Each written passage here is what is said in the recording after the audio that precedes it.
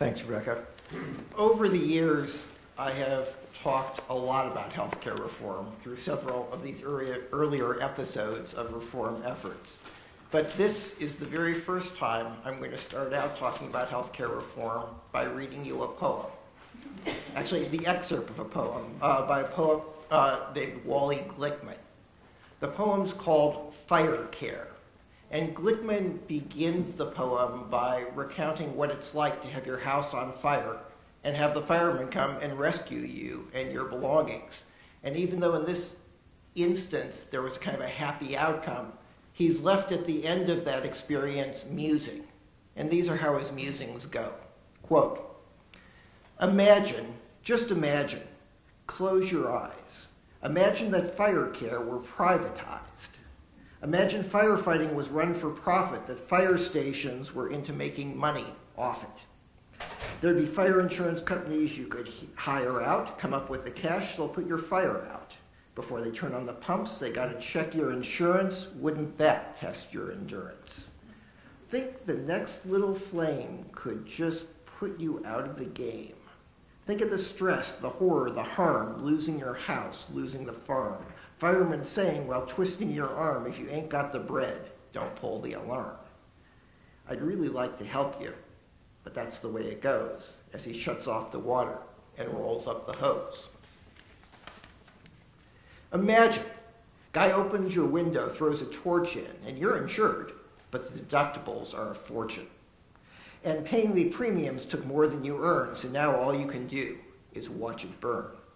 Old wood house down to glowing coals because a pre-existing condition took you off the rolls. Insurance companies keep deleting risky customers. It helps in competing. Meanwhile, the sidewalk is really heating and you're sitting on the curb dazed and bleeding on the phone with the insurance company, desperately pleading. And you're thinking there, with your singed hair and your skin toasted medium rare, that profiting on fires doesn't seem fair. And that, weird as it sounds, maybe the government should provide fire care. Just for a start, help old folks survive, maybe put out the fire if you're over 65. Of course, that would polarize the country, cause a huge schism, because you know, public fire departments lead to socialism. It'd be goodbye free enterprise, hello commies. Next thing you know, we'll have state police and government-run armies. And public libraries, what a disaster to the nation, might even lead to public education. It goes on, but you get the gist.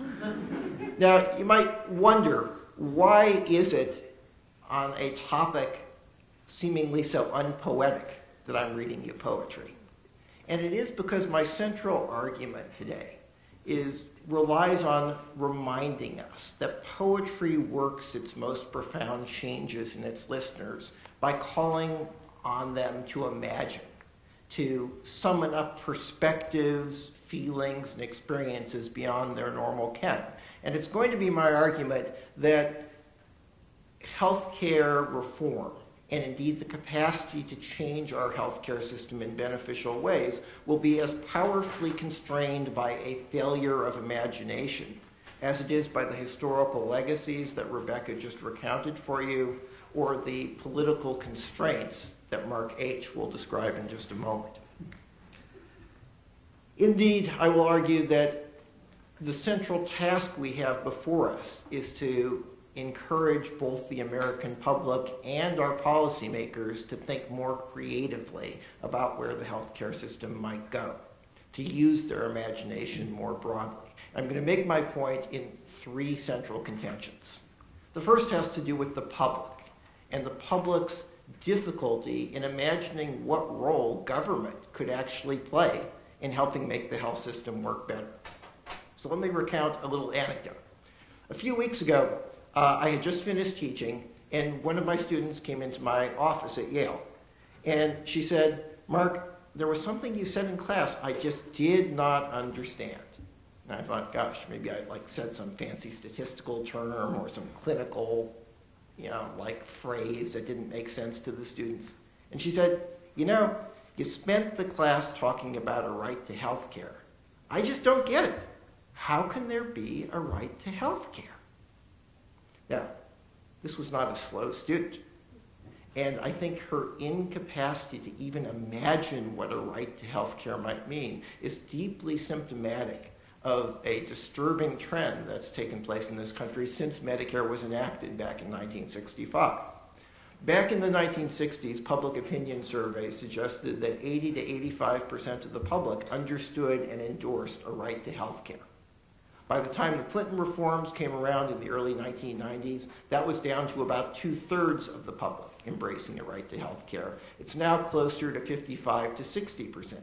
And of those who say they endorse the right to health care, about half of them don't even think that it involves a government obligation to enforce that right. So the conception of what we once called a right to health care is rapidly vanishing. And that's not just semantics. It's a reflection of the fact that the American public has a hard time recognizing what our collective commitments to one another might be and how government might mediate those collective commitments. So what happened? Where did that go? How did we lose that sense of solidarity as it's applied to the medical care system? Well, it's in part from exactly what Wally Glickman suggests in the poem, through an increased commercialization of medical care and the growth of market metaphors that have displaced the meaning of a social right to health care. It's in part because rights in general have been under increasing assault in American society, so they have less persuasive power than they once did. But arguably, it is equally much because the public policies that we have lost the capacity to convey to people what it means to have government play a central role, helping assist them with their medical needs. The Medicare program, long a real beacon for Americans to think about, oh, government can do something to help us, or at least help the elderly and disabled deal with our finances and health care problems. The Medicare program has, in the past 15 to 20 years, become increasingly privatized, with private plans increasingly replacing government's role. In its most recent incarnation in Medicare Part D, the prescription drug coverage enacted in 2003, it was entirely private insurance. So now when you get your drug benefits through Medicare, you get them through a private insurer. And as a result, people have a hard time understanding that Medicare even represents a government program anymore. And because of that, have a hard time imagining what else government might do to benefit us collectively in a healthcare setting. So that incapacity to imagine what government might do becomes one daunting constraint on mobilizing the public around reform. But somewhat more surprisingly, but I think equally powerfully, policymakers, our elected politicians in state capitals in Washington, also have a daunting incapacity to imagine. And there are two ways in which I think this is most binding on the health reform debate. First, health policymakers have a very hard time imagining that there might be a better healthcare system than the one we now have. You'll hear often recounted in Washington and in state capitals the fact that, sure, it's hard for people to get in the door to the doctor's office, but once they do, America has the best healthcare in the entire world. Bullshit. That's a health policy term, by the way. You have to train a lot to know how to use that.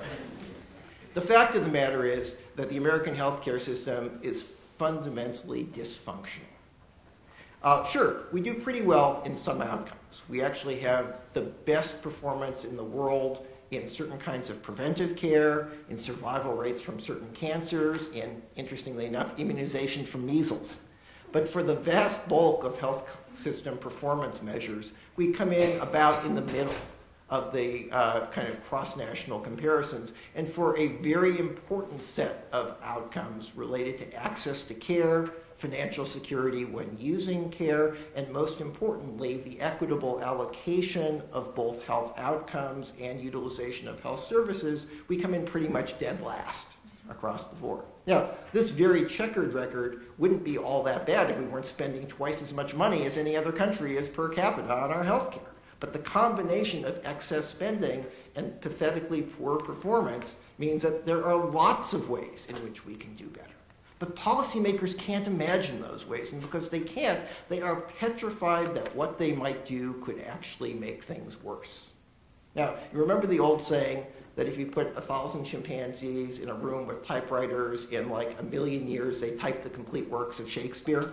Well, if you put a single chimpanzee in a room with a computer, to update the phrase, in a week, that single chimpanzee could write a healthcare reform bill that would do better than the existing healthcare system. Right? There's no way policymakers could actually make things work worse than what we have now, and certainly no way they could be any more inequitable than they are. But because policymakers can't imagine something better, they are petrified of doing something worse, and therefore foreclose the perspectives on what they're willing to take on, because they're petrified by the risk of failure. Equally important, policymakers have a very hard time imagining how they could help the healthcare system perform better. And so they restrict their purview in the current reform debate to be entirely about financing. Getting people insurance, holding down the cost of care, it's all about money. And money's important.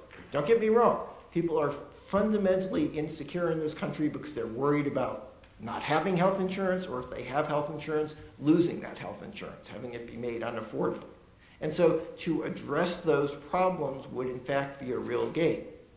But cross-national comparison should suggest absolutely crucially that even if you provide people with universal health insurance, particularly if that insurance is not comprehensive, has substantial cost-sharing requirements, as we are likely to have in our reform proposals, that what happens is you can somewhat, eliminate, say, maybe a quarter of the access problems people have, reduce financial insecurity by maybe about a third, maybe help reduce the overall problems of coordination of care or all other quality metrics by on the order of 30 to 40%.